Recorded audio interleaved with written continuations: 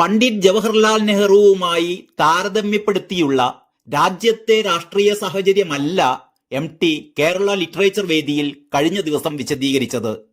EMSനെ താരതമ്യപ്പെടുത്തിക്കൊണ്ട് ഇപ്പോൾ നടക്കുന്ന വ്യക്തിപൂജയെക്കുറിച്ചാണ് അദ്ദേഹം പറഞ്ഞത്. തെറ്റുപറ്റി എന്ന് തോന്നിയാൽ അത് സമ്മതിക്കുക എന്നത് നമ്മുടെ രാഷ്ട്രീയ സാമൂഹ്യ സാംസ്കാരിക ജീവിത മണ്ഡലങ്ങളിൽ ഒരു മഹാരഥനും ഇവിടെ പതിവില്ല.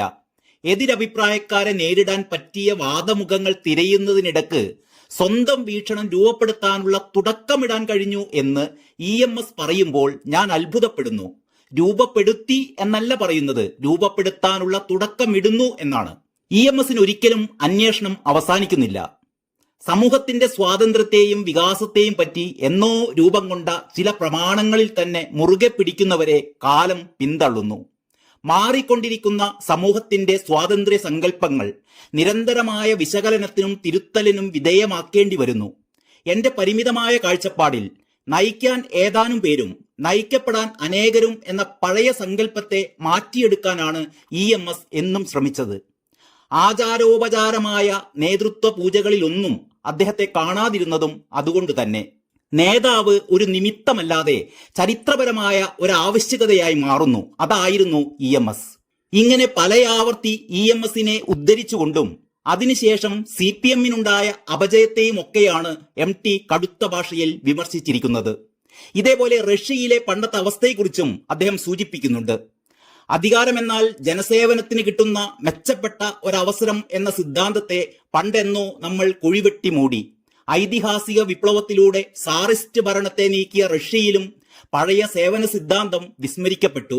ആൾക്കൂട്ടം ഉത്തരവാദിത്തമുള്ള ഒരു സമൂഹമായി മാറുകയും സ്വയം കരുത്തു നേടി സ്വാതന്ത്ര്യം ആർജിക്കുകയും വേണം. ഭരണാധികാരി എറിഞ്ഞുകൊടുക്കുന്ന ഔദാര്യ തുണ്ടുകളല്ല സ്വാതന്ത്ര്യം. ആൾക്കൂട്ടം സമൂഹമായി മാറണമെന്നും എങ്കിലേ റഷ്യക്ക് നിലനിൽപ്പുള്ളൂ എന്നും റീഹിനേക്കാൾ മുമ്പ് രണ്ടുപേർ റഷ്യയിൽ പ്രഖ്യാപിച്ചു, എഴുത്തുകാരായ ഗോർക്കിയും ചെഖോവും. തിന്മകളുടെ മുഴുവൻ ഉത്തരവാദിത്വവും സാറിസ്റ്റ് വാഴ്ചയുടെ മേൽ കെട്ടിവെച്ച് പൊള്ളയായ പ്രശംസകൾ നൽകിയും നേട്ടങ്ങളെ പെരുപ്പിച്ച് കാണിച്ചും ആൾക്കൂട്ടത്തെ തൃപ്തിപ്പെടുത്തുന്നതിന് അവർ എതിരായിരുന്നു. സ്വാതന്ത്ര്യത്തിന്റെ പ്രകാശം ഉള്ളിലേന്തുന്ന ഒരു റഷ്യൻ സമൂഹമാണ് അവർ സ്വപ്നം കണ്ടത്. ഭരണകൂടം കൈയടക്കുക എന്നത് മാത്രമാണ് വിപ്ലവത്തിന്റെ ലക്ഷ്യമെന്ന് മാർക്സ് ഒരിടത്തും പറഞ്ഞിട്ടില്ലെന്നും അവർ ഓർമ്മിപ്പിച്ചു. ഇങ്ങനെ കമ്മ്യൂണിസത്തിന്റെ അപജയത്തെക്കുറിച്ചുള്ള MTയുടെ പ്രസംഗം പിണറായി വിജയനെതിരെ അല്ല, മറിച്ച് പ്രധാനമന്ത്രി നരേന്ദ്രമോദിക്കെതിരെയാണെന്ന ക്യാപ്സ്യൂളുമായി ഇറങ്ങിയ സഖാക്കളെ കാണുമ്പോൾ ചിരിക്കാതെ മറ്റെന്താണ് നമുക്ക് ചെയ്യാനാവുക? ഏതായാലും നമ്മുടെ പൊതുമരാമത്ത് വകുപ്പ് മന്ത്രിയും പിണറായിയുടെ മരുമകനുമായ മുഹമ്മദ് റിയാസ് കുറെ കൂടി മുന്തിയ ക്യാപ്സ്യൂളുമായാണ് ഇറങ്ങിയിരിക്കുന്നത്. MTയുടെ പ്രസംഗം മാധ്യമങ്ങൾ വളച്ചൊടിച്ചു എന്നാണ് അദ്ദേഹം പറയുന്നത്. അത് പിന്നെ ഒരു സ്ഥിരം പല്ലവിയാണല്ലോ. ദേശാഭിമാനി മാത്രമാണ് വളച്ചൊടിക്കാതെയും കള്ളം പറയാതെയും സത്യസന്ധമായി പത്രപ്രവർത്തനം നടത്തുന്ന ലോകത്തിലെ ഏക മാധ്യമം. മറിയക്കുട്ടി ചേച്ചിയുടെ കാര്യത്തിലൊക്കെ അത് നമുക്ക് വളരെ ബോധ്യപ്പെട്ട കാര്യവുമാണ്.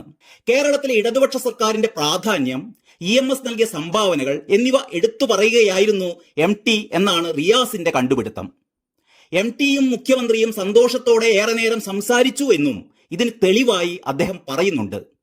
അമിത്ഷായും മോദിയും ഒക്കെ ഇതിനേക്കാൾ സ്നേഹത്തോടെയും സന്തോഷത്തോടെയും പിണറായിയുടെ കൈകൾ രണ്ടും കൂട്ടിപ്പിടിച്ച് സംസാരിക്കുന്നത് നാം പലവട്ടം കണ്ടിട്ടുള്ളതാണ്. പക്ഷേ റിയാസ് അതൊന്നും കണ്ടിട്ടുണ്ടാവില്ല.